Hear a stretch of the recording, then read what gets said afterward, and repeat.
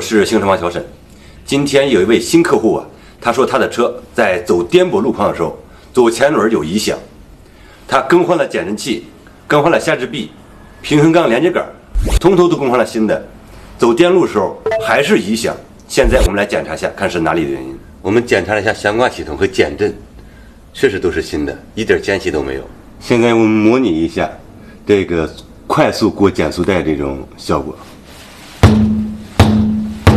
好，现在我们已经找到原因了，就这个声音跟车主描述的声音一模一样。这是分泵固定螺栓磨损引起的。好，现在我们把分泵拆下来检查一下。现在我们来看一下这个分泵的固定螺栓在分泵支架里有点松旷，这是磨损导致而成的。我们来找一张这个铜皮，然后绞一小溜，把这个螺丝的间隙给填补一下，测试一下这个间隙有多大。好，这样刚刚好。我们用固定螺栓涂一些润滑脂，现在把它涂在这里。现在我们把铜皮慢慢的随着固定螺栓把它推进去。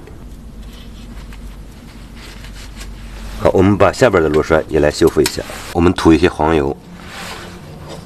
我们把这边的铜皮慢慢的也钻进这个孔里，试一下它的间隙。好，刚刚好。好，现在我们把分泵再固定上去。这个间隙彻底消失了。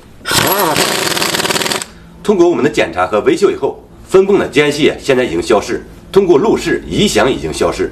如果大家遇到这种类似的情况，请仔细检查一下，可以避免一些没有必要的开支。西瓜视频